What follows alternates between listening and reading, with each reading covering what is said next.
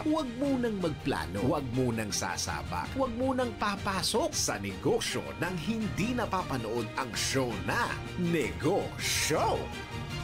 Dahil ang dating ng DWIZ ay nationwide. Kailangan mabalitaan mo ang mga nagbabagang balita saan man ito sa Pilipinas. Hatid ng buong puwersa ng DWIZ News Gathering Team. Hatid ang programang magbibigay ng tamang impormasyon na galing sa lahat ng region sa buong bayan. DWIZ Network News. Bida ang lahat ng DWIZ regional stations at lahat ng news correspondents sa lahat ng lugar sa bayan. Kasama sina Angelo nagbabalita, naglilingkod sa lahat ng Pilipino. Aliw Broadcasting Corporation noon hanggang ngayon 73 taon sa dagupan.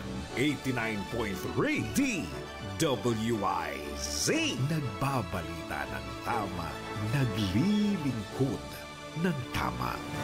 Todo balita, Lunes hanggang Sabado dito sa DWIZ-FM 89.3 News Radio Dagupan.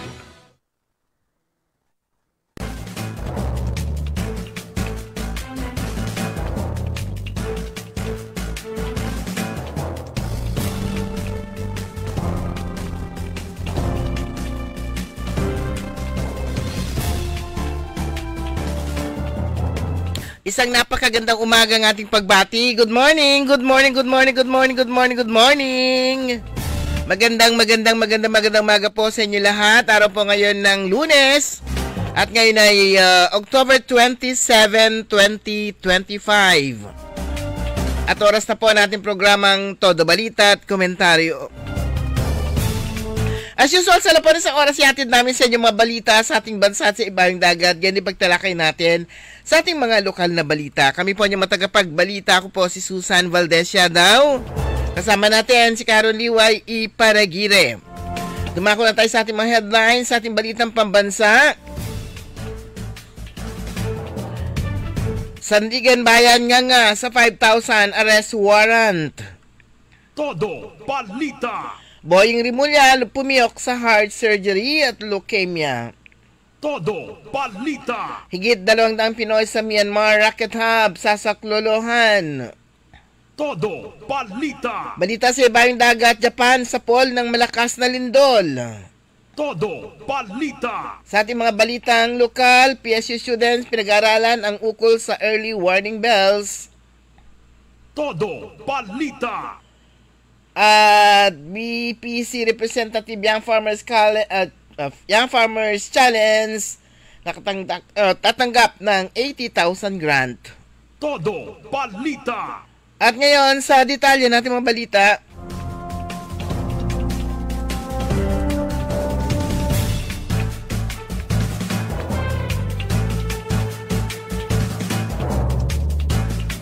Isang open letter ang nilabas ng malalaking samahan ng mga manggagawa at business organizations kay Pangulong Ferdinand Bongbong Marcos Jr. na nananawagan sa administrasyon na harapin ng buong tapang ang anilay pinakamalaki at pinakagarapan na iskandalo ng korupsyon sa kasaysayan ng Pilipinas.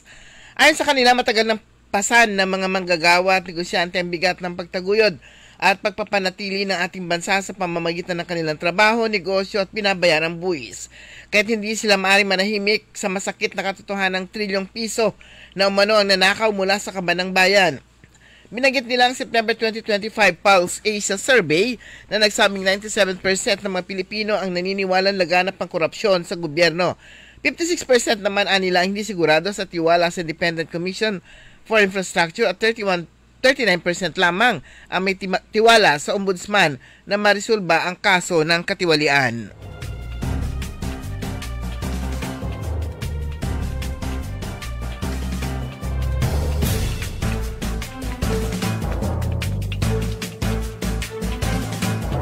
Tinatayang 5,000 arrest warrant ang hindi maisilbi ng Sandigan Bayan kahit hindi makausad ang mga corruption case sa kanilang tanggapan. Ito ay siniwalat ni Senator Francis Kiko Pangilinan, ang chairman ng Senate Committee on Justice and Human Rights sa isang radio interview nitong linggo. Ayon kay Pangilinan sa isang hearing ng Senate Committee on Finance kung saan tinalakay ang panukalang budget ng Sandigan Bayan, tinalakay rito ang mababang conviction rate sa anti-graft court. Mababang conviction rate ng Sandigan Bayan is only 47%. Ibig sabihin, sa bawat dalawang kaso, isa ang absueldo paglalahad ng senador.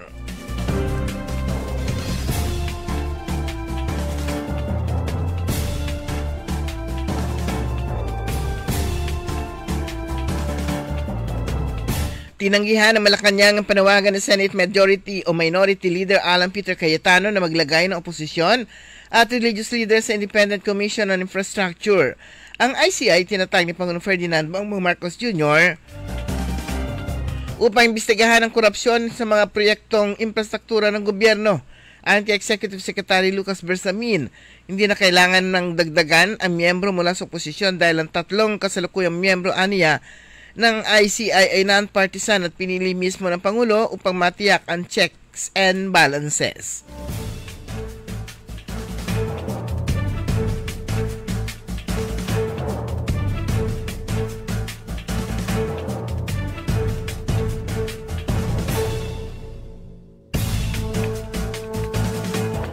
Ibinunyag ni Ombudsman Jesus Boying Rimulya na na-diagnose siyang may leukemia matapos sumailalim sa quintuple bypass heart surgery. Sa isang panayam ni broadcast journalist Lucy Cruz Valdez, ibinahagi ni Rimulya ang kanyang pinagdaanang problema sa kalusugan. Aniya noong 2023, nalaman niya may sakit siya sa puso na kailangang operahan. Nagpa-opera ako, nagkaroon ako ng quintuple bypass open heart, wika niya. Habang siya raw ay nagpapagaling, na-diagnose naman daw siyang may leukemia, isang uri ng cancer sa dugo. Ayon kay Rimulya, gumaling siya sa leukemia matapos may lalim sa 2 cycle ng chemotherapy, total body radiation at bone marrow transplant upang makalikha ng bagong bone marrow. Ang kanya raw anak ang nagsilbing bone marrow donor niya. Yan ang pinaka-factory ng dugo. Kaya ang dugo ko ngayon ay hindi na yung dati kong dugo. Ito'y dugo na galing sa aking anak. Full match kami kaya nakarecover ako at mukhang maganda naman ang prognosis.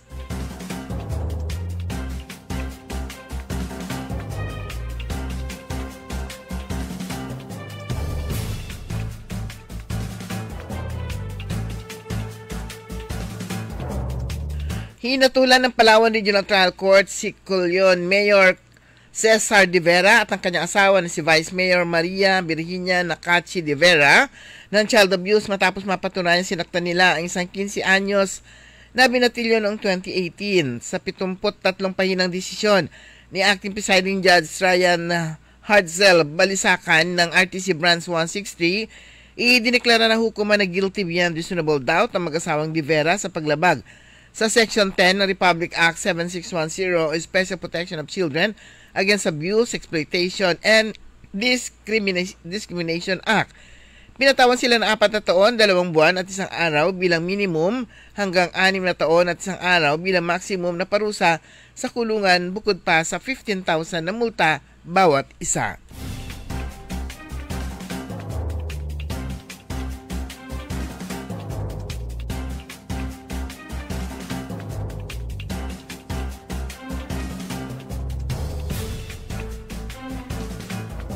Mahigit 200 Pinoy na na-recruit para magtrabaho sa Scam Hub sa Myanmar ang humiling ng tulong sa gobyerno para makauwi. Ayon sa Department of Foreign Affairs, 222 Filipino na ang nag-request ng repatriation assistance mula sa Scam Hub area sa Scam Hub area.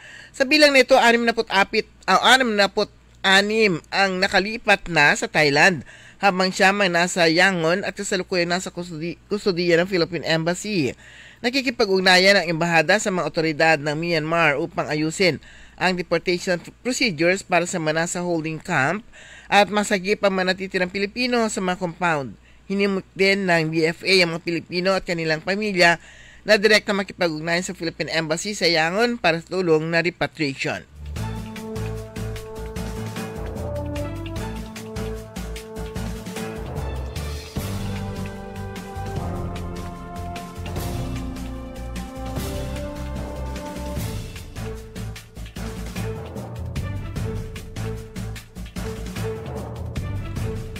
Itinulak sa Kamara de Representantes ang pagtataas na ayuda na binibigay sa mga benepisyaryo ng 4Ps. Hiniling na House Minority Leader Marcelino Libanan sa kanyang mga kapwa mambabatas sa Kongreso na bilisan ang pagpasa ng House Bill 120 upang mas matulungan ang mga nangangailangan na pumasa sa requirement na itinakda ng gobyerno. Sa ilalim ng panukalang gagawin ng 500 ng kasalukuyang 300 buwan ng allowance sa loob ng 10 buwan ng mga bata na naka-enroll sa daycare at elementarya. Ang mga naka-enroll naman sa junior high school ay bibigyan ng 700 na buwan ng allowance mula sa 500 at mga nasa senior high school naman ay makakatanggap ng 900 mula sa 700.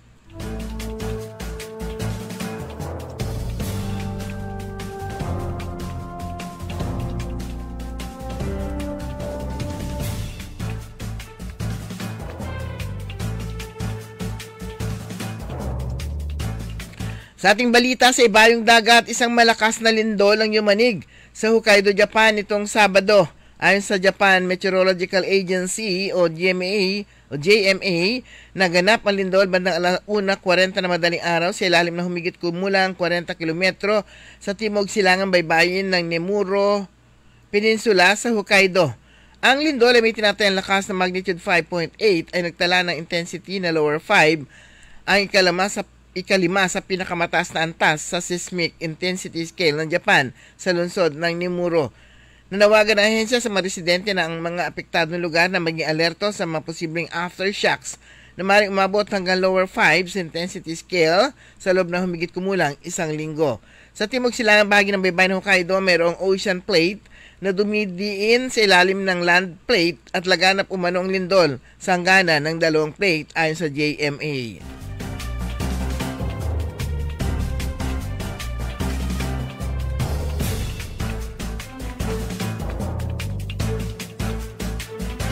Karagdagang balita sa ibayong dagat, pumanaw na sa edad na 93 si Reyna Sirikit, ina ni Haring Vajiralongkorn ng Thailand. Ayon sa Thai Royal Household Bureau, siya ay mapayapang pumanaw sa isang ospital sa Bangkok noong Biyernes, alas 9:21 ng gabi, oras sa Thailand, o alas 2:21 ng hapon, GMT. Sa ulat, si Reyna Sirikit ay matagal nang ginagamot sa ospital mula pa noong 2019 dahil sa iba't ibang karamdaman kabilang impeksyon sa dugo ngayong buwan. Sa loob ng mahigit 6 na dekada, si Reyna Sirikit ay kabiyak ni Haring Bumibol Adulyade, ang pinakamatagal na namurong hari sa kasaysayan ng Thailand na pumanaw noong 2016. Sa kanilang paglalakbay sa iba't ibang panig ng mundo, siya kinilala bilang isang icon ng estilo at kagandahan.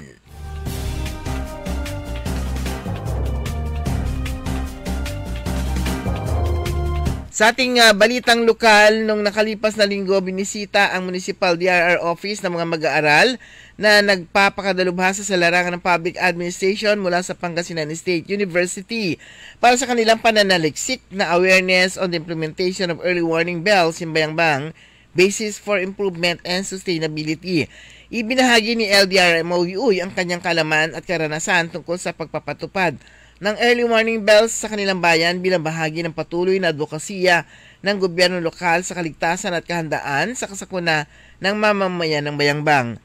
Ang manual brass iron bell na pinamahagi at ngayon ay nakasabit sa 77 barangay, DRM Operation Centers at 57 public schools ay isa sa estratehiyang nakapaloob sa community-based flood early warning system ng bayan ng Bayambang. Ang CBFEW sa isang sistema na maagap na nagpapalaganap ng impormasyon at alarma patungkol sa may naharap na sakuna ng isang lugar o ng buong bayan.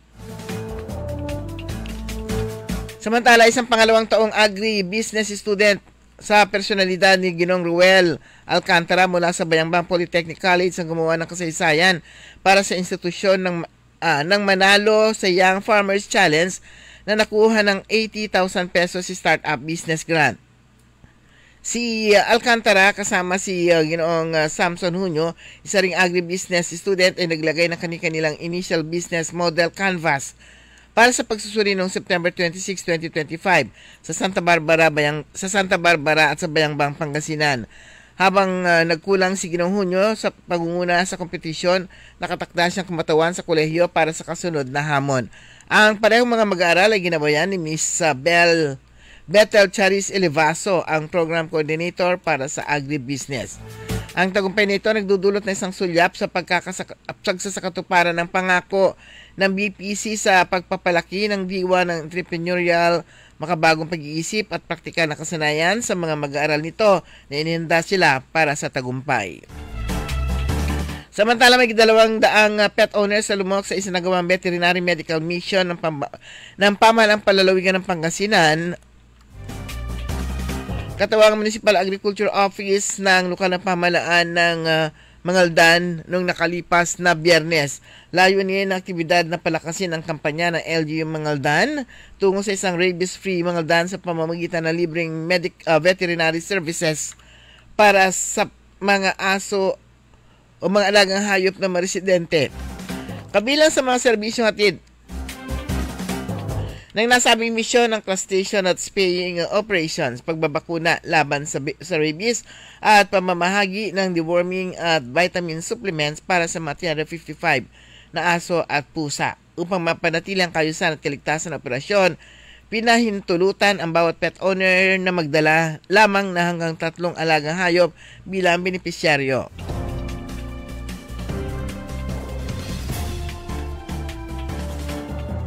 Nagpamalas din ng suporta ang ilang pribadong sponsor tulad ng Willow Hypoallergenic Dog and Cat Food na nagbahagi ng libreng sample packets na pagkain para sa mga alagang aso at pusa, at ang Rural Veterinary Clinic na nagbigay ng mga vitamin supplements upang mapanatiling malusog ang kanilang mga alaga. Samantala, pinahayag ni 2nd District Congressman Marco Wangco na may karagdagang suporta para sa mabilis at maayos na paghatid ng serbisyo medikal para sa mga kababayan niya sa bayan ng Bugalyon. Siya ay nagpasalamat sa Philippine Amusement and Gaming Corporation o PAGCOR sa pagtugon sa kanyang kahilingan na mapabilang ang nabanggit na bayan sa isa sa 14 na bayan sa bansa upang mabigyan ng bagong Patient Transport Vehicle o PTV. Sa pamamagitan raw nito ay may pagpapatuloy nila ang paghatid ng serbisyo ng kalidad, lalong-lalo na sa larangan ng kalusugan ng bawat mamamayan ng Distrito 2. Samantala, matagumpay na sinagawa ng Public Order and Safety Office sa pangunguna ni Posse Chief Maridel Rabac ang unang batch na orientation seminar para sa mga empleyado ng Poso hinggil sa pagpapatupad ng ordinansa ukol sa pagbabawal ng paninigarilyo at paggamit ng vape sa mga pampublikong lugar. Layunin ng nasabing gawain na higit pang mapalawak ang kaalaman ng mga kawani sa tamang pagpapatupad ng batas at pagpapalaganap ng kamalayan sa masamang epekto ng paninigarilyo at vaping. Ito ay bahagi ng adhikain ng pamahalang lungsod tungo sa isang malinis, maayos at malusog na Alaminos City.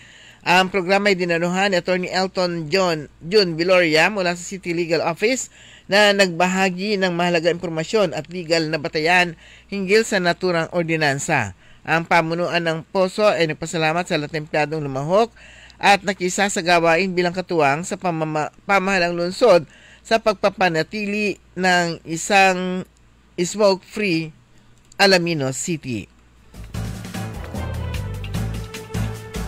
Upang isulong ang kamalayan na sa mga responsibilidad ng employer at mga programa ng gobyerno sa Social Security System, ang SSS San Carlos City Branch ay nagpulong ng mga lokal na stakeholder para sa isang forum nung nakalipas na linggo sa Kevin Balong sa restaurant sa San Carlos City. Ang aktibidad ay naglalayong hikayatin ang bukas na dialogo, mapadali ang pagpapalitan ng impormasyon at palakasin ang pakikipagtulungan sa mga stakeholders upang matiyak ang sama-samang pangako sa pagtataguyod ng pagsunod at proteksyon sa Social Security. Ang mapaksang tinalakay sa forum ay kinabibilangan ng mga legal na responsibilidad ng mga employer, pangkahalatang pamantayan sa paggawa at mga update sa membership ng SSS at kasalukuyang mga programa. Sinasaklaw din ng forum ang paggamit ng mga serbisyo ng Electronic Government o EGOV upang i-streamline ang mga transaksyon ng employer.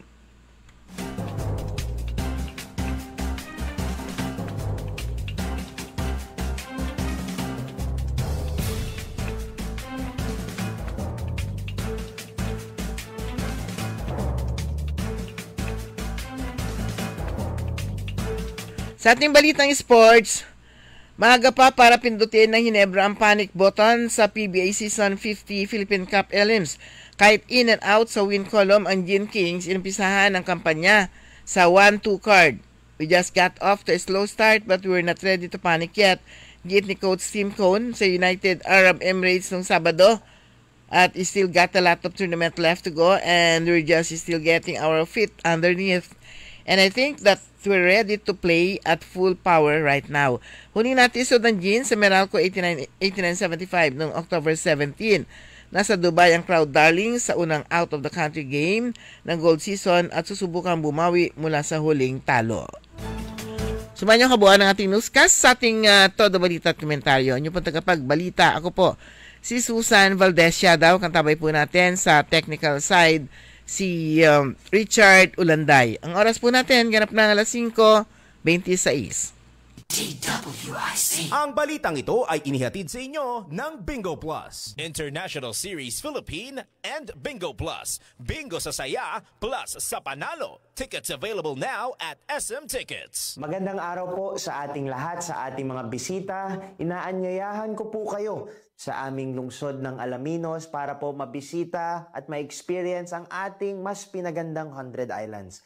Marami na pong pagbabago sa ating mga isla at sana makita namin kayo dito sa aming lungsod para po makapag-swimming, makapag-enjoy kasama ang inyong barkada at ang inyong pamilya. Tara na! Dito sa Alaminos City para sa ating 100 Islands. Ang patuloy na pagpapaganda sa 100 Islands National Park at lungsod ng Alaminos ay pinangungunahan ni Mayor Art Brian Celeste. High blood, salot, milyong-milyong katao na ang namamatay sanhi nito. Kaibigan, baka ikaw na ang susunod. Ni Mrs. Flor de Lisa Barbosa, ti Rosario, Santiago City.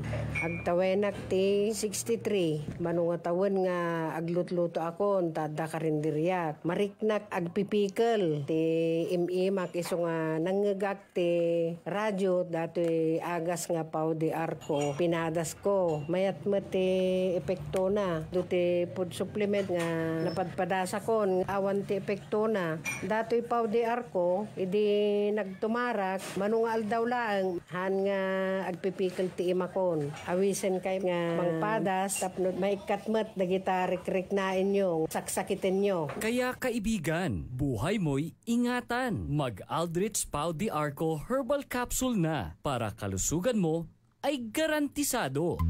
Hoy mga suki, hanap nyo ba ay mga murang bilihin, malinis at sariwang pagkain sa pang-araw-araw at handaan tuwing may okasyon? May suggestion kami sa iyo. Tayo na sa Macador Market na kung saan inyong mabibili ang mga mura, sariwa, malinis at ligtas na bilihin tulad ng karne ng baboy at baka, manok, isda, gulay at iba-ibang sangkap sa pagkain.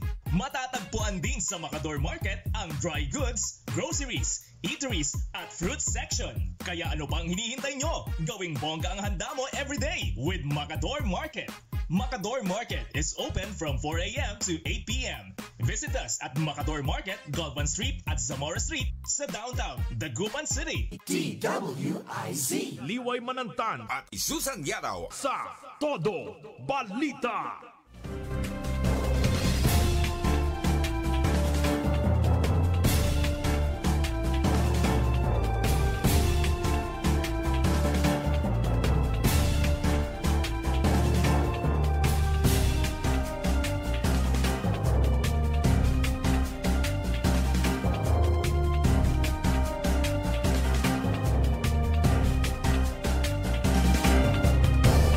Oras po natin, ganap na alas 5:29. Welcome sa ikalumbahagi po na ating programang Todo Balita at Komentaryo. At 58 days to go before Christmas. Ayan, ako, bilis ng araw talaga. Ilang araw na lang, 1, 2, 3, 4, 5. November na. At sasalubungin na natin, huwag muna yung Pasko ha. Sa Halloween muna tayo. May panukala.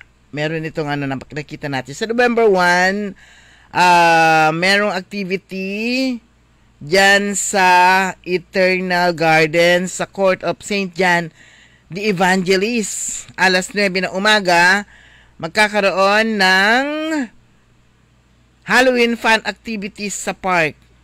Enjoy our face painting and strike your best pose at our Halloween photo booth. See you there. Ayun, may face paint tapos merong photo booth. Ay, talagang piyesta.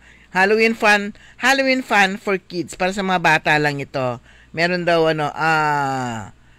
face painted and show your big smile on the come and make your face painted and show your big smile on our photo booth. Ayan, pang bata. Yung mga gustong pintan yung kanilang mukha, tatuan yung kanilang mukha diyan sa Eternal Gardens. Ayan. At ito yung mga maagang o yung mga iba namimili na ng maaga ng kandila para hindi sila maabutan ng pagtaas ng kandila. Pero ayon sa DTI, wala daw inaasahang paggalaw o pagtaas sa presyo ng mga kandila sa mga pangunahing pamilihan sa kabila nga ng pagdami ng mga mamimili sa darating na paggunita ng undas. Meron na kasing tawag kaya doon, e-candle. Yung electronic na kandila. E-candle tawag doon. O di-battery. Hindi siya electronic. Di-battery na kandila. Para para hindi ka na magkandila. Yung iba, marunong na sila gumawa ng scented candle. Yun. Sila yung gumagawa ng sarili nilang kandila. Pero marami pa rin mamimili. Kaya mapaga, yung mga nagtitinda po ng mga kandila, meron at merong mabibiling kandila. Okay mga kaibigan, Lunes na po ngayon, October pa lang. October 27, ayan, at syempre po kasama nyo pa rin ang inyong lingkod, Kaaron Susan Valdesya daw, at si Liway Wabmanay ni. Medyo Makati ang kulong-kulong. Ayan. Pero ito ang daming nagkakasakit ngayon. Pero ayon po sa DOH, pero last 14 pa to wala raw outbreak ng influenza-like illnesses.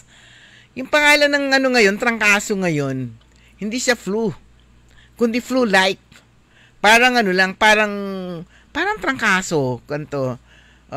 Parang flu-like nga Bakit kaya wala siyang pangalan? Hindi pa nila nabibinyagan, hindi pa nila nahanap kung ano yung ipapangalan dito ngayon kasi ang daming natatrangkaso, pero wala naman daw outbreak ayon sa Department of Health at hinimok ang publiko na stay calm and practice hygiene measures. Dahil nga dito nga sa ulat na tumataas ang influenza-like illnesses sa mga public schools at sa National Capital Region. Sino na ba yung kausap namin na na halos hindi sila ang daming ngayon, ang daming mga natatrangkaso. Ayan, sa bahay na lang ganun. Ako na lang ang matibay. Kaya mabili ngayon ang paracetamol. Meron pa tayong mga paracetamol dito sa sa DWIC, yung ating butika sa radyo. Ayan, meron pang paracetamol. Pero pag pupunta kayo dito at meron kayong ILI, ayan, ang tawag ngayon ILI, influenza-like illnesses. Kasi ngayon wala pang pangalan, hindi pa nabinyagan. Yung pangalan niya, ILI, mag-face mask naman kayo kapag pinaka-safe ngayon mag-face mask. Mag-face mask kayo pag lalabas kayo sa publiko. Ayan, sa isinagawang Bagong Pilipinas ngayon interview, sinabi ni DOH sa Secretary Teodoro Herbosa na nito man nakalipas na buwan, bumaba daw yung mas bumaba daw naman yung ILI o influenza-like illnesses kung ikukumpara ito last year. At hindi pa naman daw matatawag na na outbreak na ito.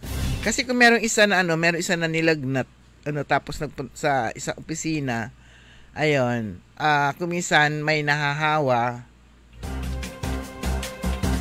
o kuminsan Relleno Bangos.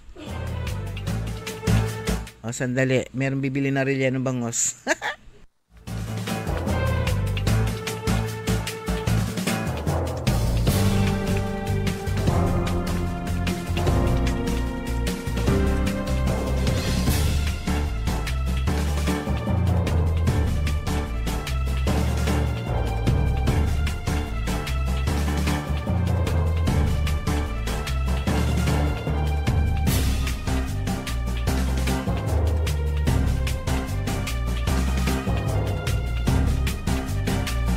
Ayan, good morning sa mga taga-MVL. Ay, tuloy natin. Wala daw, mas mababa yung, anong tawag nito? Yung cases ngayong taon kung ikukumpara daw last year at hindi pa naman daw matatawag yung kanilang meron silang pamantayan para ideklara na meron na ngang outbreak. Ayan. At nilinaw nga niyan nilinaw nitong si Secretary Teodoro Herbosa na walang outbreak ng influenza-like illnesses o ILI. Paano ba to? ILI o ILI? ILI sa bansa, stressing that the current increase in cases, bahagi lang daw ito ng usual seasonal flu trend during colder months. Oh, yun, dahilan daw. Dahil nga sa taglamig na nga, oo nga. During this time, the Burr months, ito yung flu season. Flu season ang Burr months. Kaya ang tinatawag na ILI o ILIs, talagang dumarami yan. They really increase. Ayon pa kay Herbosa sa isang interview. Wala pong any type of outbreak na ILI. There is it's seasonal flu. And we still have to be careful. Mag-ingat lang. Ayan. Sa atin wala pa, no? Wala. Wala naman kasi kuminsan pag masakit ng ulo, yun, ayun, may trangkaso na ako. Wala pang at dagdag pa niya, normal seasonal rise lang itong ILI na to, o ILIS. ILIS o ILI, every year, and they refer to a group of diseases with symptoms, kung ang sintomas ay ubo, sipon, lagnat, sore throat, at yun, pananakit ng katawan, body aches, ay dulot daw ito ng iba't ibang mga viruses katulad ng, kasama na rito, rhinovirus at saka influenza A and B. Hindi daw katulad ng coronavirus disease noong 2019, COVID-19, na isang virus lang ang may ang sanhi ang may dulot nito, isang uri lang ng virus. So itong nararanasan ngayon na ILI, iba't ibang uri ng viruses. Ito, kaya hindi pa nila mapangalanan. Ito, di ba? Si COVID-19 kasi 2019 siyang dumating, tapos COVID, yun yung pangalan niya. Isang virus lang yun. Pero itong influenza-like illnesses na to, iba't ibang uri daw ng virus ito ngayon. At ayon pa rin sa DOH, hindi pa pwedeng ideklara na outbreak or epidemic ito. Kaya ang panawagan sa publiko, huwag magpanik dahil nga sa dumaraming mga nag-absent sa mga schools dahil nga sa flu-like symptoms. Iniulat din ang bilang ng ILI cases lodged from January to September ngayong taon ay umabot ng 121,706. Mas bumaba pa ito na 8% kaysa nung last year na 135,538. Ito, January to September lang, hindi pa nakabilang yung October. At yun, mas mataas ito mas mababa daw ito na 8% kung ikukumpara nung nakalipas na taon ng same period last year. So itong paglilinaw na ito ng Department of Education National Capital Region, inanunsyo na ang suspension sa face-to-face classes sa lahat ng public schools sa area dahil nga sa dumadami nga yung ILI among students and school personnel as primary reason. So, itong action na to ay maaaring mabawasan nga daw yung transmission but should be properly coordinated with health authorities. Itong pagsuspindi ng klase, kwanto, if you will ask me, makakatulong yan but I wish na coordinate lang sila. Nakipag-coordinate sila. Kapag nag-declare ka ng no classes because of flu-like symptoms, kami ang tatanungin.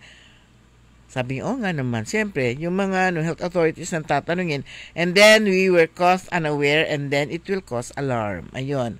Ayon pa kay Herbosa, ang DepEd, nagsabi sila ng ilang reasons for suspending classes, kasama na dito yung building safety inspections after recent earthquakes and sanitation of school premises, which the DOH support. Ayun, hindi naman pala yung ILI.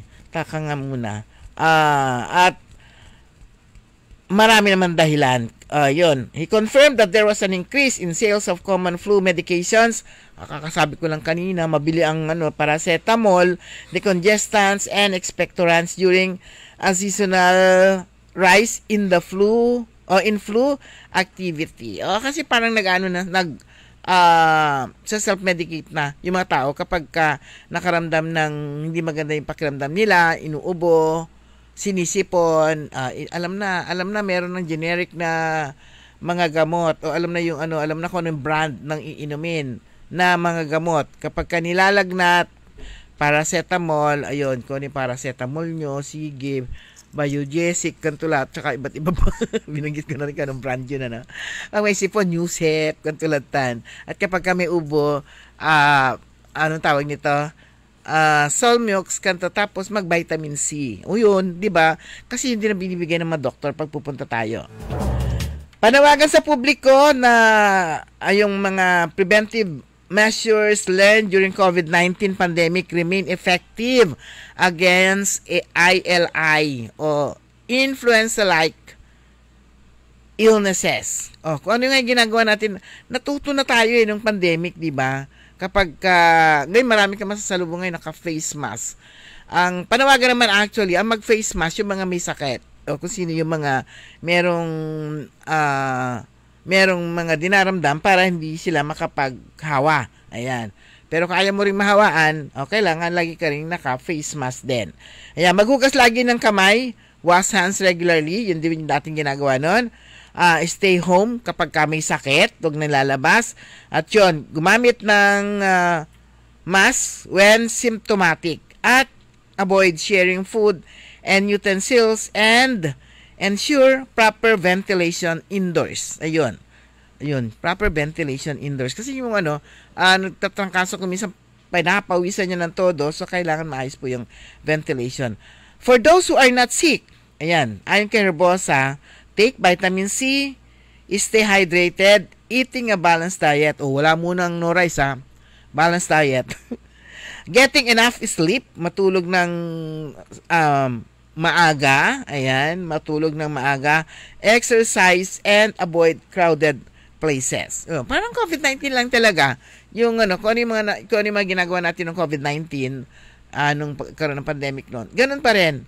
Maghugas ng kamay. O di ba, hindi tayo basta-basta nun humahawak yung kamay natin sa mga laging hinahawakan, yung sa mga, sa hagdanan. Kumbaga sa hands off. Yan. Walang hawakan.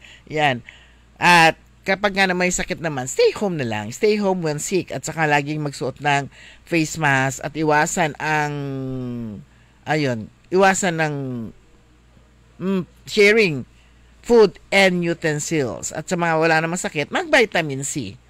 Stay hydrated at kumain ng balanced diet, matulog, get enough sleep, exercise, at umiwas sa mga crowded places. Pagdating daw ng tag-ulan talagang panahon yan ng flu-like symptoms, lalo-lalo na kapag rainy season, time for flu symptoms yan. Ayon pa rin sa DOH. And because we are in enclosed places, we avoid the rain. So we close the windows because it's rainy, and when people are together in poorly ventilated rooms, influenza spreads very fast. Ayan, siyempre kung kapag na isang kwarto lang kayo, yun maharap ang dahilan ng DOH. Yun dahilan daw yun. Kaya umuulan nga palagi. Lagi ang umuulan, di ba? Kagabi lakas-lakas na naman ang ulan. Ba yan? The DOH continues to monitor ILI trends nationwide and assures the public that situations is under control. Ayan. Dito sa Region 1, ayan, sabi ng mga health authorities, yung Pangasinan, patuloy daw nilang pinapalakas ang vaccination and prevention efforts to protect vulnerable groups, lalong-lalo na yung mga bata at saka matatanda. Ayan. Kung meron kayong kilala, paano na kasi, di ba? Ang mga LGUs, meron yan, umiikot yan, meron yung binibigay nilang libreng flu injection. Umiikot yan, nagbabara-barangay sila. Kapag meron kayong narinig na ganyan, yung sabi nila, yung ibang mga BHW masipag daw mag-ikot, pero nagpunta na kaya sila ng Tambak kasi wala pang Bakit ba dyan sa Tambak? Uy, mga BHW, dyan sa amin sa Tambak, kapag ka meron namang mga libreng mga, anong tawag nito? Libreng mga bakuna dyan para sa mga matatanda. Iparating nyo naman sa lahat. Wag naman yung piliin. Basta matanda, isama nyo na. Basta matanda, isama nyo na.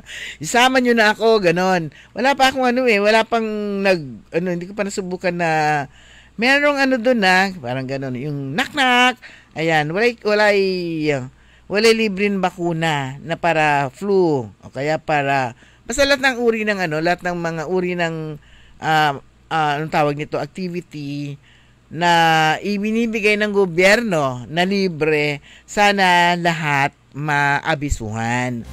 So kapag hindi sila pumunta, ay, anong tawag nito, kasi hindi nyo nakasalanan yon. Sila na yung sila na yung may kasalanan nun. Yun. Kasi kapag ganyan, merong ibang-iba pa rin yung protektado po tayo mga kaibigan. Protektado tayo sa sakit. Kung meron yung flu vaccine, kasi dapat yan taon-taon nagpapa-flu vaccine tayo. Hindi lang tayo lahat. Hindi lang bata, matanda, lahat yan. Kasi lahat yan, kapag tinamaan ka ng lagnat, wala na, o sakit. Kasi parang lang ito eh. Pero sabi kasi flu-like. So hindi siya, siguro tingin natin hindi siya full-blown na trangkaso. Parang trangkaso lang siya. Kasi flu-like lang siya eh. Wala pa siyang specific na pangalan. Kaya nga pag ngayon, may sakit ka, parang meron ka flu-like. Ganun.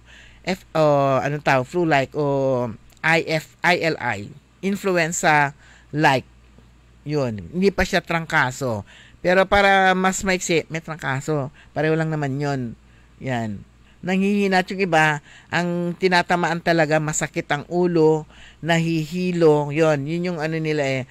Tsaka hindi makakain. Pero, gagaling din sa loob ng 1 linggo. Yun. So, sa Mangaldan, isang 74-year-old, na matanda, hindi raw talaga siya lumabas recently. Hindi siya lumalabas recently kasi natatakot siya na magkasakit nung marinig niya na tumataas nga yung bilang ng mga flu-like illnesses sa lalawigan. Nagwawalis-walis na lang daw siya sa kanyang bahay, nagdidilig. So once a week na lang siya lumalabas, nag-iingat. Ayan. Ganun talaga. Di ba nung COVID-19, yung mga matatanda kanto o sige mga senior citizens, hindi sila pinalalabas nun. At kapag lalabas, yung kailangan magsuot sila ng face mask kapag lumalabas sila. So yun, kailangan na lang talaga yung mag-ingat na lang talaga. Yun. So ang mga health authorities ngayon, pinaigting pa nila yung flu vaccination drives, information campaign, at saka distribution of free vitamins to reduce infections. Asaan? Sige, asaan? Yung mga free vitamins na yan, ipamudmud po natin sa mga kabahayan kung meron. So, sinisigurado po natin sa ating mga ospital, ayon sa RHU, ito ng Mangaldan. At mga CHO, may kapabilidad po na tanggalin at gamutin yung mga kababayan natin. So, ang supply daw ng medicines for flu-like illnesses remains sufficient across the region. Ayan, kapon nga namili ako. Parang namakyaw ako ng mga gamot. Para anytime. Gusto ko na nga, minom na nga ako eh. Wala pa akong trangkaso. Parang, na-try ko na yan eh, nung COVID-19. Pag COVID-19 time, pag magpapa-inject ka, sabi niya, expect nyo, meron yung manghihina daw. Meron yung magkakasakit. So, ginawa ko, inunahan ko na. Yung iba, nagkasakit yung katawan nila. Ako hindi. Kasi inunahan ko na eh. Kaya iniisip ko nga ngayon, para hindi ako lagnatin, unahan ko na siya, iinom na ako ng paracetamol. Pero wag kayo ha, yan po paracetamol pagka magsosobrahan ninyo yan, hindi rin po maganda. Meron po side effect yan. May kaibigan tayo noon na nasobrahan niya yung Biogesic, ay yung paracetamol na ospital. Oras po natin mga kaibigan, ganap na pala 5:50, 10 minuto bago sumapit ang 6:00 ng umaga. TWIC. That time check was brought to you by ACS Manufacturing Corporation, ISO certified world-class quality. Ladies and gentlemen, the new face of your favorite resto bar in Dagupan City. the original party place in town. The Music Warehouse Club, Dagupan City. No need to go to Manila's top bars like Silo and BSK Club. Dagupan has it all. Fully air-conditioned with free entrance, free parking, and restrooms for all. Doors open at 7 p.m. Do well, live well, and dress really well. Find us at Paris Street, Barangay Pogo, Chico. Contact us at 075-522-2617. Reserve your tables now. High blood, salot, milyong-milyong katao na ang namamatay sanhi nito. Kaibigan, baka ikaw na ang susunod. Ako ay si Maria Lunag ng Cordon Isabela, 16 years old. Yung asawa ko may diabetes, cholesterol, may high blood. Narinig ko sa radyo, mabisa daw yung Pau capsule. Bumili ako, pinainom ko sa asawa ko. Gumaling siya at lumakas. Kayo mga kabarangay ko, gumamit na kayo ng Pau capsule. Kalusugan mo garantisado. Kaya kaibigan, buhay mo'y ingatan. Mag-Aldrich Pau de Arco Herbal Capsule na para kalusugan mo ay garantisado. Kaya sabay natin paghandaan ang kinabukasan. Sa Fortune Life, maaasahan mo tapat ako sa aking pangako. Para sa compulsory insurance coverage for agency-hired migrant workers, Fortune Life Insurance. Securing your tomorrow today. Oy Suki! Manaanap kayo na mamuran sa saliwan? Malinis tan sariwan panangan para at agaw-agaw yapon siya no walay okasyon? Walay suggestion meet si kayo. Galila at Macador Market. Yadiman, makasaliw na mamura. Sariwa, tan malinis, yasasaliwan niya karne na baboy tan baka. Manok, sira, pising, tan nanduruman rekado para at panangan. Narumog yumat at Macador Market susaliwan na dry goods, groceries, panangan, tan walamat sulakuan na prutas. Anthony Serenso alagaran nyo. Gawa yun nanduruma supon sa'yo agaw-agaw at Macador Market. Lukas agaw-agaw sa Macador Market. Manlapon alas 4 at palbangon. Anggad alas 8 yalabi. Bisita kila at Macador Market. Galvan tan Zamora Street. Jad Downtown at Syudad na Dagupan. DWIZ Liway Manantan at Isusan Yaraw sa Todo Balita.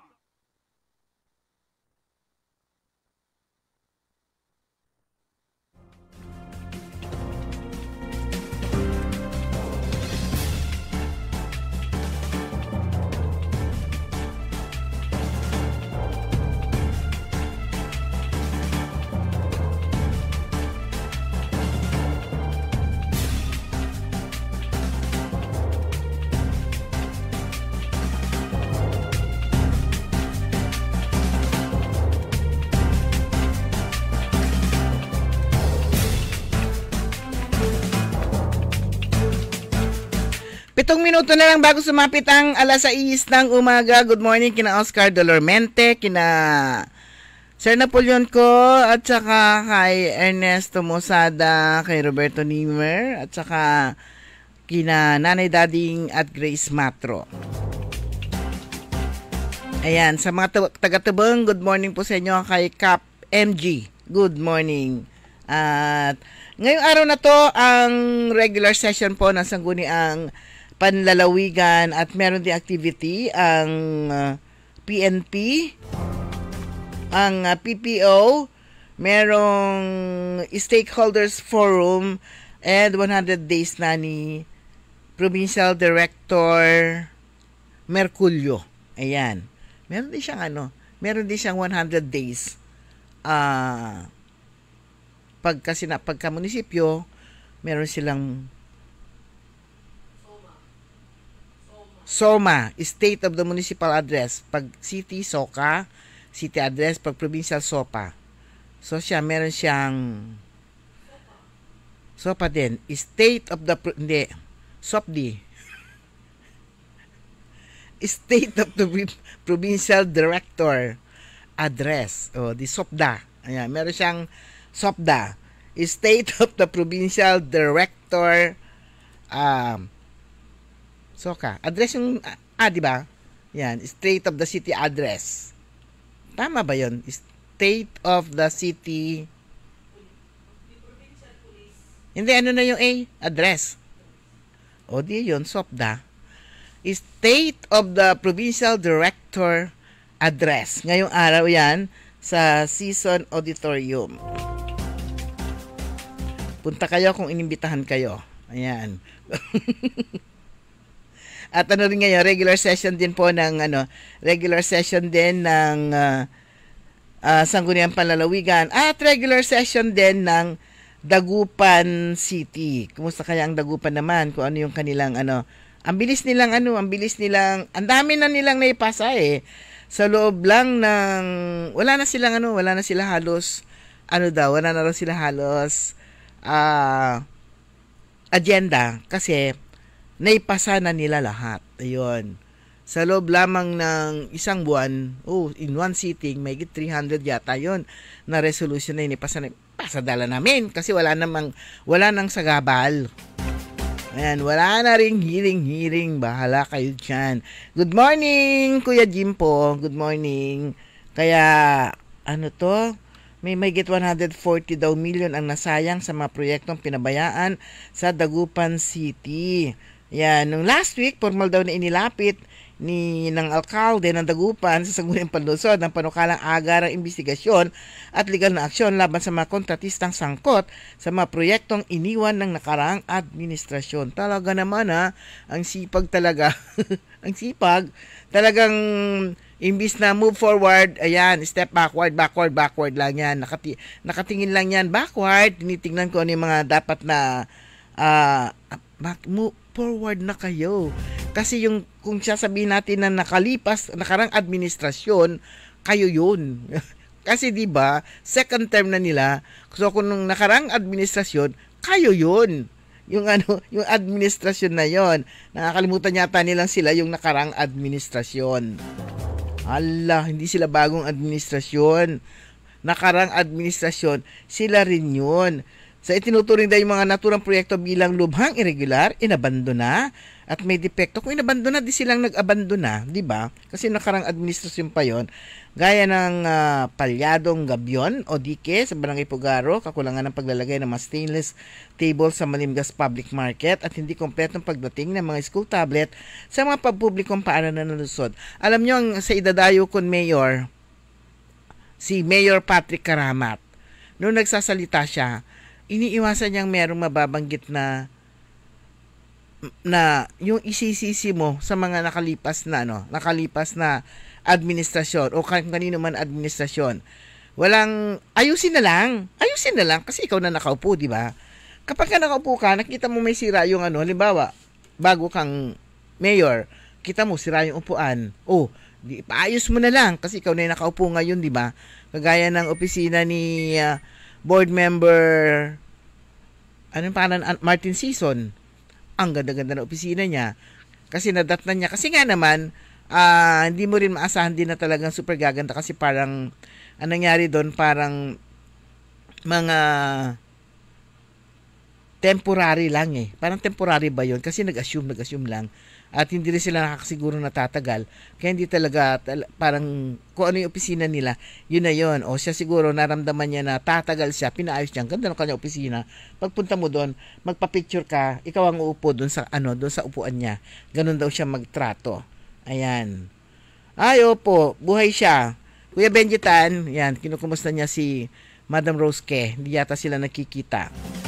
Tinatanong kung buhay pa. Buhay na buhay. Ayan. At nasa na ba tayo? Yun. Si Mayor Patrick Karamat, hindi nga kapag ka gusto niya move forward na lang, gawin niya na may dapat gawin. Ganun na lang po yung gawin natin kung sa lahat ng mga mayors. Wag nyo nang sisilipin kung ano yung mga hindi nagawa or kahit na ginawa, sabihin nyo hindi pa rin ginawa. O kung nasira, siyempre sa pagdating ng panahon nasisira yan, huwag nyo na isisi doon sa maggumawa, ipaayos nyo na lang. Ano ba yan? Mag-ano na lang para move forward kayo, hindi yung wala na lang kayong ginawa, kundi nung nakalipas na administrasyon, kayo ang nakalipas dito sa Dagupan. Kayo ang nakaraang administrasyon. Dahil second term yun na. Kailang term yun na nga ba? Kasi minsan lang naman si Mayor Brian, di ba? Parang palit-palit lang sila. Ngayon, nakadalawa na kayo. Di kayo yung nakalipas na administrasyon. Paayos nyo lang kung ano dapat nyo paayos.